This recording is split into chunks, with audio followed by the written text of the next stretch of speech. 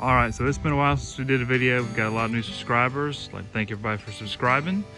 Just to kind of clarify and kind of go over a few things, we haven't done any videos because the next step is going to be a transmission. So we're waiting on a ZF6 transmission out of a Ford F350. That's a manual transmission, and we're going to run an MP271 transfer case in it. The other little hiccup is it's got to be a four-wheel drive transmission, obviously with the transfer case. So that makes it a little more difficult to find. Not really picky, it can be from a 7.3 or a 6.0. This truck body is going to go on the F350 frame. So this truck's running and driving. When we bought it, it didn't have a motor in it. So we put a small block 350 we had sitting on a pallet in there, and it came with the transmission for it. So we got it running and driving so we could use it while we're getting the other frame ready and getting it all put in there. All right, so this is the 12 valve that's going to go in the F350 frame. We've got it, we're going to have to change the manifold a little bit. But we're going to put it in there. We use the custom mounts, and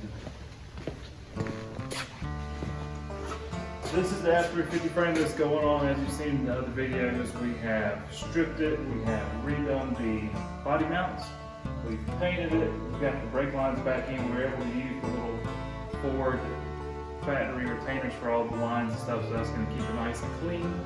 I've seen a lot of questions on our TikTok channel and some on the YouTube channel as to why we went with this frame instead of just swapping the motor into the existing truck and then just throwing an axle underneath it. One of the reasons is the axles are $600 a piece, $600 to $800 a piece, so you have a lot of money there. Then you're going to have to get a frame brace kit to keep the frame from bowing out when you put that 12 valve in there. The other thing is we wanted to use these nice coil front ends that Ford used. It's already got crossover steering built into it. You have more aftermarket support. It's easier to find as far as like gooseneck hitches. We went with Ford fuel tanks so we can delete those crappy saddle tanks that are so small. So that's going to be like an over 30-gallon tank right there. You got gooseneck hitches you can get. You got better mounts as far as the cab bushings and everything go. Obviously, four-wheel drive is a little bit heavier duty probably than they were back then. The frame's already boxed around where the engine area would be, so we don't have to mess with that. The other reason is the foam swaps are really popular on those 6.0 power stroke motor filled trucks. So there's a ton of aftermarket support as far as fitting that Cummins in this frame. And then there's adapters for all the transmissions, all the transfer cases, all that sort of stuff. So it just gave us a bigger platform to work off of with the more expansive resources. We had it cut down to 164.5, which you've already seen if you watched the other videos. So that's where we're at right now.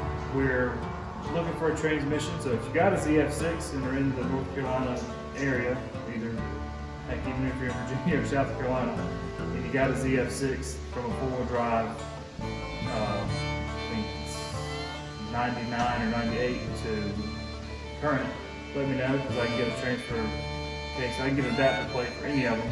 But let me know if you got one of those. Let us know if there's anything that you would add on the truck. A couple of things we're looking at adding on the truck. We're going to do onboard air. I bought everything from a semi-truck. We're just going to fit it underneath where one of those little saddle tanks was on the other side. Use that fuel door to have our air truck. We're going to do airbags. Eventually we're doing modern interior like out of the high country to kind of dress it up, because the whole goal of this truck is to have a modern interior, modern features, modern amenities, but still have the classic body style and everything. It's not just like having a brand new 3500 Denali or whatever. It's not going to have all the features, but it'll have most of them, and it'll be like $70,000 cheaper and do just as much. So that's the kind of whole goal of this build, if you're wondering that, if you're a new subscriber or a current one that didn't know or understand. That cab you see back there is the test cab. That's the one we've been putting on and off, getting everything mocked up with, so we can keep the blue truck running and driving. That was the whole goal of buying that. We've already put the bed off, we did the little bed brackets and everything like that. So hopefully in the next month or so you'll see us throwing that motor in there with the ZF6 and the transfer case. And then after that, the goal is going to be to plumb everything up, get it cranked and running without the body, everything on there, so we can sort out any little running issues that we might need to do. Then we'll take the body off, put it on there, put the front clip on, start doing intercooler, AC condenser, radiator. Fans is a big topic. If you know anything about the 12 valve fans, whether you can run electric or not, let me know. This motor wasn't out of an RV, so it wasn't a truck motor. It's kind of more the industrial one.